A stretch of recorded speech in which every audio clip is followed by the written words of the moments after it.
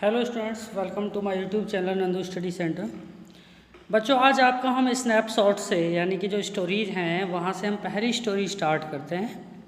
ठीक है, उसकी समरी हम बताएंगे इस चैप्टर की, the summer of the beautiful white horse. ठीक है, इस चैप्टर की समरी अब हम आज आपको समझाएंगे। तो ध्यान दीजिए सर, ये जो छोटी कहानी है दो मुख्य पात्रों की है।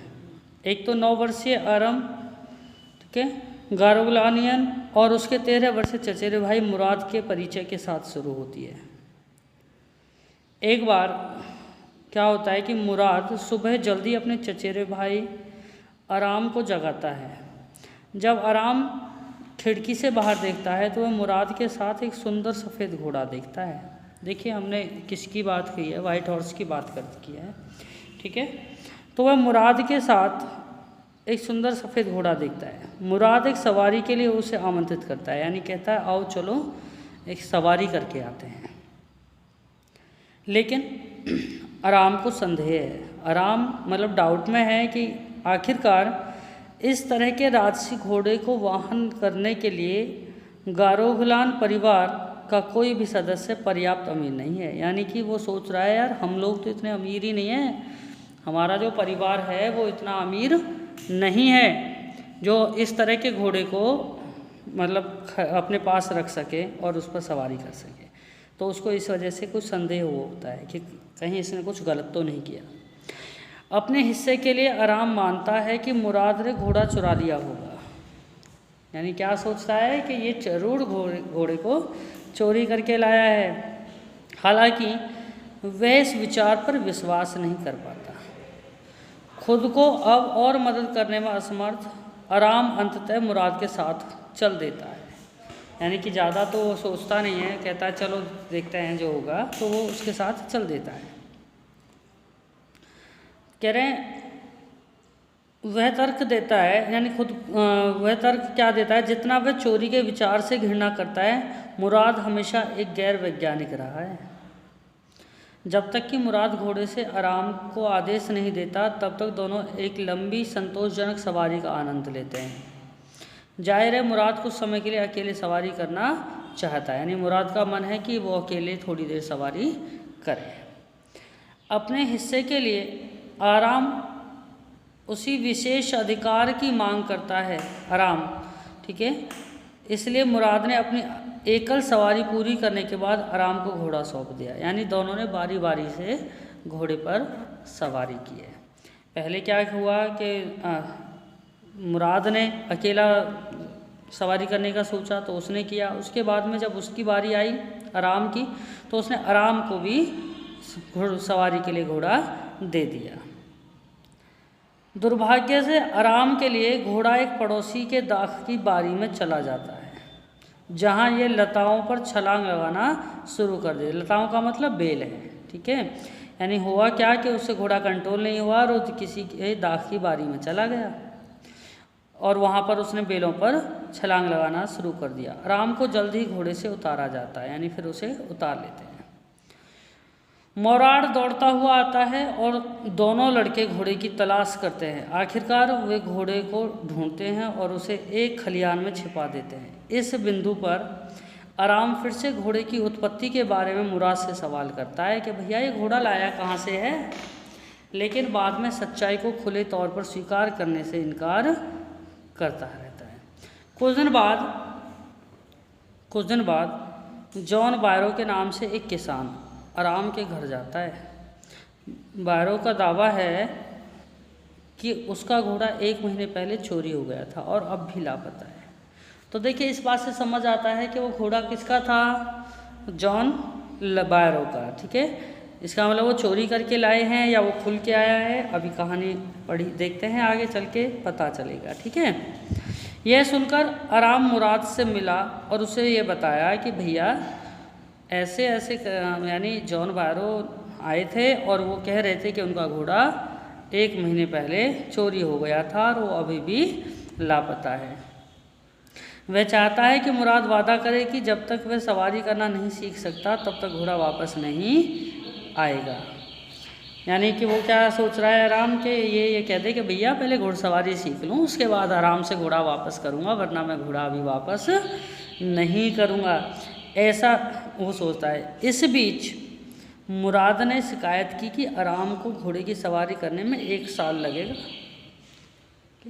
आराम क्या कह रहा है, भैया अगर घोड़े को सही तरीके से उसकी सवारी सीखनी है तो 1 साल लग जाएगा, क्योंकि लोग बताते हैं, ठीक है, लड़के तर्क देते हैं, लेकिन अंत में 6 महीने में घोड़े को वापस लौटाने का प्रयास करते हैं। उनको ये लगता है कि भाई 1 साल में सीख पाएंगे हम, लेकिन फिर भी वो क्या करते हैं कि घोड़े को 1 साल में सीखने के बजाय 6 महीने में वापस लौटाने का प्रयास करते हैं। 2 सप्ताह तक दोनों अपनी सवारी के साथ खुशी खुशी चलते हैं, खुशी यानी अपनी सवारी करते रहते हैं। एक दिन हालांकि जब सुनसान दाग की बारी के रास्ते पर वे जॉन बायरो से मिलते हैं, एक दिन अचानक से क्या होता है कि वो जॉन बायरो से मिल जाते हैं। घोड़ा उनके साथ होता है।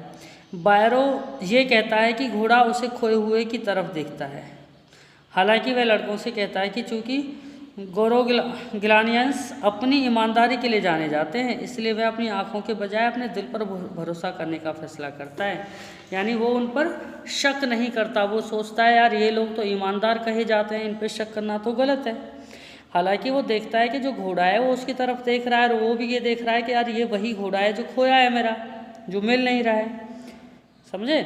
लेकिन फिर भी वो अपने मन की बात सुनता है, ना कि उस पर ध्यान देता है, क्योंकि उसका मन कहता है कि ये लोग तो पहले से ही ईमानदारी के लिए जाने जाते हैं, इसलिए शायद इन्होंने घोड़ा नहीं चुराया।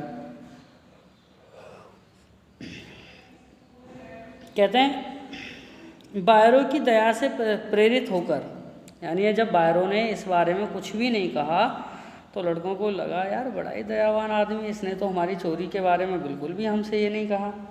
तो उससे प्रेरित होकर के दोनों लड़के अगली सुबह यानी तुरंत अगले ही दिन सुबह को बायरो के खलिहान में घोड़े को लौटा देते हैं कि सर ये लीजिए आपका घोड़ा, ये हमने ही लिया था, हमने ही चुराया था, ठीक है। तो वह कहता है कि घोड़ा अधिक मजबूत और बेहतर स्वभाव वाला है, ठीक है। लेकिन उस दोपहर बायरो घोड़े को आराम के घर ले जाता है, आराम के घर ले जाता है, और वह कहता है कि घोड़ा अधिक मजबूत और बेहतर स्वभाव वाला है। हालांकि आराम के घर में कोई भी इसके गायब होने की तथ्यों की पुष्टि नहीं करेगा। यानी कि आराम के घर में कोई नहीं बता पाएगा कि घोड़ा, क्योंकि घोड़ा उन्होंने घर पे तो रखा ही नहीं था सर, ठीक है, घोड़ा उन्होंने घर पे नहीं रखा था, इसलिए वहाँ कोई नहीं बता पाएगा कि घोड़ा कहाँ था, ठीक है। तो ये थी आपकी इसकी स्टोरी। देखिए बच्चों, मैं आपको एक छोटा सा ओवरव्यू और दे देता हूँ, ठीक है, कि इसमें आराम और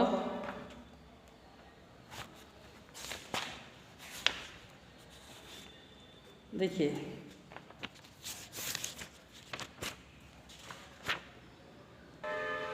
देखो बच्चों, आज की जो ये मैंने समरी बताई है, इसमें हमने जो कहानी बताई उसमें आराम, मुराद, घोड़ा और जो किसान है बायरो, ये मुख्य भूमिका निभा रहे हैं। देखिए सीधा सीधा समझ आता है कि मुराद जो है वो बायरो का घोड़ा चुरा के ले आता है, क्योंकि उसे घुड़सवारी सीखना है, घुड़सवारी पसंद है।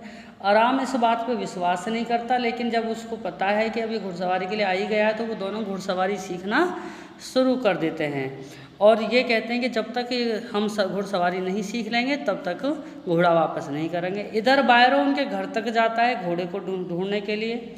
एक दिन अचानक ऐसा होता है कि वो घोड़े के साथ बायरो से मिल जाते हैं।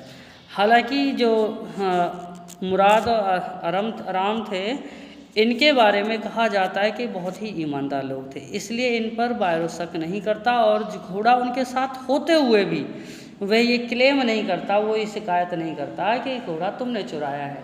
इसी दयालुता को देखते हुए आराम और मुराद दोनों अगले दिन सुबह जाते हैं और सही सलामत उसका घोड़ा वापस कर आते हैं, ठीक है। तो इसमें देखिए बायरो की दया का जो प्रभाव पड़ा वो बहुत ज़्यादा पड़ा उन दोनों पे, और दोनों लड़कों ने अगले ही सुबह घोड़े को वापस कर दिया। तो ये सब इस कहानी में बताया गया है, ठीक है।